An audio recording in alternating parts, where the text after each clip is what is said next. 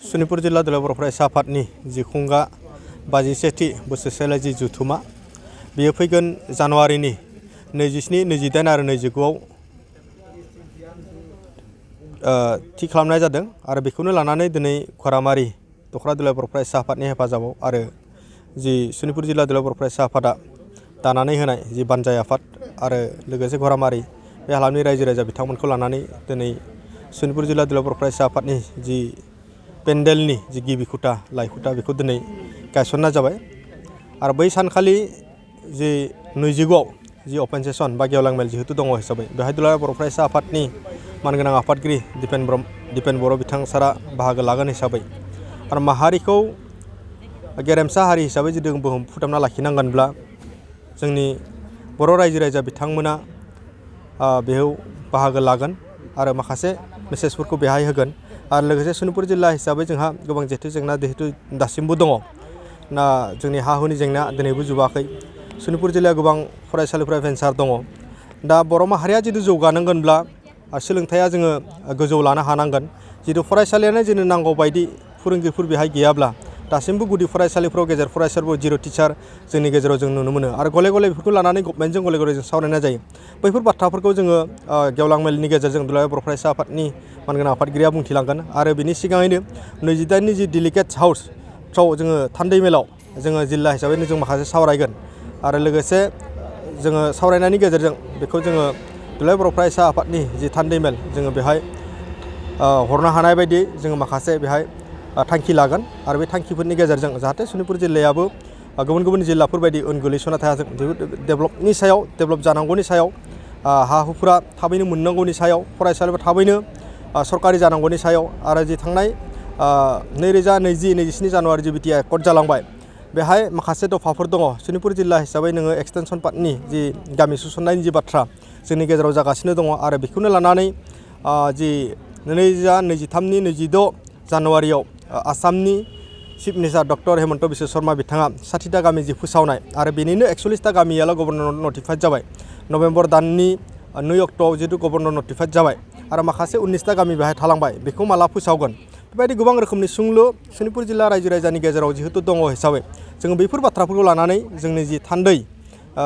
बिथांमोनखौ लाफानानै जोङो थान्दै 28नि जि मोनाबिलि समाव जों बेफोरखौ सावरायगोन आरो गेवलां मेलाव दुलाराय बर' फरायसा आफादनि मानगोनां आफादगिरिया माखासे बाथ्राफोरखौ रायजो राजानि गेजेराव फोरमायथिलांगोन आङो खावलायगोन गासैबो सनितपुर जिल्ला दुलाराय बर' फरायसा आफादनि सिङाव थानाय दखरानि बिबानगिरिफोरजों लोगोसे रायजो राजा बिथांमोनखौ आं खावलायगोन जाहाथे 29 जानुवारियाव गासैबो बर' रायजो राजा बिथांमोना लैहोर लैहोर फैनानै बाहागो लाफैगोन आङो सनितपुर जिल्ला दुलाराय बर' फरायसा आफादनिफ्राय रायजो राजासिम बेखिनिखौ आङो खावलायहरनाय जादों सोमोन्दै नोङो सनितपुर जिल्ला हिसाबै आं दा बावैसो बुंलांनाय बायदि बे हा हुनि खामानि हिसाबै बा हा हुनि जेंना हिसाबै सनितपुर जिल्लायावनो आसामनि भितराव सनितपुर जिल्लायावनो बयनिख्रुइ बांसिन होननानै बुंब्लाबो खम जानाय नङा आं बेखौ आंनि नोजोराव जिहेतु जोंनि सनितपुर जिल्ला हिसाबै बेवहाय 19,000निबो बांसिन माने न'खरफ्रा हा हु मोनाखै दा दिनै बेखौ लानानै थांनाय 2020 मायथाइनि 27 जानुवारि जि बिटिआर एकर्ड जालांबाय बेवहाय मोनसे दफा लाना फैदों 5.3 मोनसे दफा दङ बे दफानि गेजेरजों दा सनितपुर जिल्लायाव हा हुनि खामानिफ्रा एसे सोलिगासिनो दङ बेयाव फार्स्ट फेज हिसाबै थांनाय 2022 मायथाइनि नभेम्बर 5 अक्ट'आव 1301नो होनाय जाबाय माने 1301 जननो होनाय जाबाय सेकेन्ड फेज हिसाबै 633 हिसाबै होनाय जाबाय दा थार्ड फेजनि थाखाय थार्ड फेजनि थाखाय गोबां जायगाफोराव हा हु जि सार्भे पेज लानाय फरेस्टनि जि पेज लानाय बेयो सोलिगासिनो दङ दा थांनाय समफोराव माखासे समस्ति हिसाबै एसे टेकनिकेलि असुबिदा जानायखौ जोङो जादोंमोन जिहेतु जोंनि गेजेराव बेबायदि मोगा मोगि जों जानो गोनां जादोंमोन आरो दिनै डिलिमिटेसन जानायनि उनाव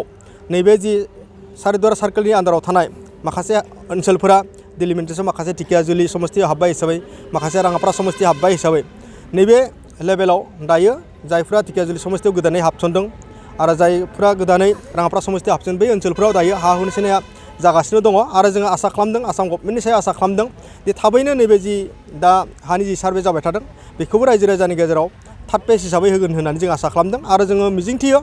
जे बेवहाय जिखिनि मोननो गोनां दङ गासैबो रायजो राजाया बेखौ मोननांगौ टेकनिकेलि जेरै जि असुबिदानि जि बाथ्रा जोंनि गेजेराव जाबाय थायो जाहाथे टेकनिकेलि बाथ्राखौ दोनथ'नानै गासैबो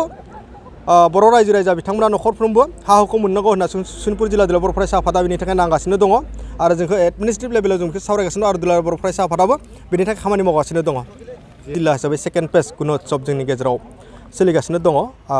मैया बावैसो आङो मोनसे एमइ स्कुल क्लास 6 नि जि मेथ्स आरो साइन्स जि साबजेक्टखौ लानानै बेखौ दुलाराय बर' फरायसा आफाद आरो बर' थुनलाइ आफादा आसाम गभर्नमेन्टजोंबो सावरायनाय जादों आरो बेखौ लानानै जोङो गुबुन गुबुन समाव गुबुन गुबुन रोखोमनि हाबाफारि खुद्रिनाय हाबाफारिबो जों लादों आरो बेखौनो लानानै थांनाय आगस्ट दाननि जि 29 अक्ट' 2023नि बर' फरायसा आफाद आरो बर' थुनलाइ आफाद जोंनि टीमा बेहा बाहागो लानानै आसामनि गिबि मन्त्रि मानगोनां डक्टर हेमन्त बिश्व शर्मानि प्रेजेन्टआव आरो आसामनि सोलोंथाइ मन्त्रि डक्टर रनेश पेगु बिथांनि प्रेजेन्टआव जिहेतु सावरायनाय जादोंमोन आरो जि लेखायाबो क्लास 6 नि जि लेखायाबो मेथ्स आरो साइन्सआ इंराजि रावाव फैनाय बेखौ लानानै सावरायनाय जादोंमोन आरो एग्जामफोराव जि कुइसन पेपारा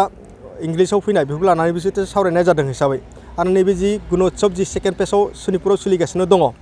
जोङो मैयाबो नुनो मोन्दों थाखो 6नि जि मेथ्स आरो साइन्स साबजेक्टआ इंराजियैनो फैदों बेयो खुब दुखुनांथाव आसाम गभर्नमेन्टजों गले गले सावरायनायनि उनावबो बिथांमोना कमेन्ट होसेयावबो बबे मोनसे एंगेलजों बबे मोनसे नोजोर लानानै बिथांमोना बेबायदि गले गले माने मोनसे रावखौ जाय रावा दिनै 8 शिड्युलाव गोलैबाय 8 शिड्युलाव गोलैनाय मोनसे रावखौ बेबायदि गले गले बिथांमोना सावरायनायनि उनावबो मोनसे नेगेटिभ लेभेलनि जि साननाय हनायखौ गावसोरो दिन्थिबाय थादों बेयो खुब मोजां जायाखै आङो बेनिखायनो खावलायगोन सनितपुर जिल्ला दुलाराय बर' फरायसा आफादनि बिबानगिरि जानायजों लोगोसे दुलाराय बर' फरायसा आफादनि सासे मावथि जानानै खावलायगोन जाहाथे बिथांमोना जि रोखोमनि कमेन्ट होनाय बे रोखोमनि जायोब्ला मोजांमोन आरो जाय फरायसा फरायसुलि बिथांमोना गुणोत्सवआव दिनै क्लास 6 नि मेथ्स आरो साइन्सजों लोगोसे होनो मोनाखै जाहाथे बिथांमोना होनो मोननायनि थाखाय बिहित बेबस्था लानो थाखाय आङो आसाम गभर्नमेन्टखौ फिन खेबसे खावलायगोन वेलकाम जानायसो আজিৰ দিনটোত আমি ঘোঁৰামাৰী আঞ্চলিকৰ এপছুৰ হৈ পেলাই মাত মাতাৰ কাৰণে অকণমান সুযোগ পাইছোঁ এইবাৰ বাৰ্ষিক অধিৱেশনখন যিহেতুকে ঘোঁৰামাৰী আঞ্চলিক এপছুৰ অধীনতে হ'ব 51তম বাৰ্ষিক অধিৱেশনখন ইয়াতে অনুষ্ঠিত হোৱাত আমি ডিষ্ট্ৰিক্টক কাৰ্যসূচীখন চলাই নিয়াত আমি ওয়েলকাম জানাইছোঁ আৰু আজিৰ প্ৰেক্ষাখনত ঘোঁৰামাৰী আঞ্চলিকৰ ওয়েলকাম জানাইছোঁ আৰু লগতে আগন্তুক 27, 28, 29 তাৰিখৰ যি কাৰ্যসূচী সকলোমে চলাই যাব বুলি আমি আশা কৰি মোৰ বক্তব্য সামৰণি মাৰিছোঁ আমাৰ সহায় সহযোগ থাকিব সেইটো আঞ্চলিকৰ দায়িত্বত আছে আৰু লগতে আৰচি কমিটিও আছে একেখন মঞ্চতে সকলোৱে সহযোগ কৰিব শোণিতপুৰ জিলা গোটেই 51তম কনভেনশ্যনখন ইয়াতে স্থাপিত হৈছে আৰু তেওঁলোকক আমি সমানে সহযোগ কৰি থাকিম मोनसे गोजोनथाव खौरां क'क्राझार सहरनि जेडे र'डजों नांजाबनाय गोजोनपुरि रयेल एनफिल्ड श'रुमनि गोजौआव थानाय आयाफा बीएम इन्स्टिट्युट अफ पेरामेडिक्स बेखेवदों बे आयाफा बीएम इन्स्टिट्युट अफ पेरामेडिक्सआ नोंथांमोननो लानानै फैदों देहा जोथोन लाखिनायनि माखासे आयदाफोरनि 2024-2025 मायथाइनि मुं थिसननाया फैगौ 15 जानुवारिनिफ्राय जोबथा मार्च दानसिम सोलिगासिनो दङ 10+2 नि उथ्रिसारनाय बिजाथि एबा फरायसाफोरा बे पेरामेडिक्सआव गावारि सोलोंथाइखौ लानो हागोन क'क्राझार सहरनि गोजोनपुरि एबा गांजिमा बाजारजों नांजाबनाय आयाफा बीएम इन्स्टिट्युट अफ पेरामेडिक्सआ नोंथांमोननि थाखाय गोदान मुं थिसननाय आयदाफोरा जादों medical laboratory technology first aid patient care and assistant nursing OT technician ICU technician radiology technician कर्सखौ 2 बोसोरनि गेजेरावनो आबुं खालामनानै बीएसएस डिप्ल'माखौ लानो हागोन लोगोसे गासैबो डिप्ल'माखौ लानायनि उनाव सोरखारि साख्रि मोननायनि सुबिदाबो दङ जुदि नोंथांमोनहा बेफोर कर्सनि थाखाय गोदानै मुं थिसननो गोसो दङब्ला आयाफा बीएम इन्स्टिट्युट अफ पेरामेडिक्सनि नैबे जानबुं नम्बर 9395899391 एबा 8638391746 आव थोंजों सुलाद लाहरनो हागोन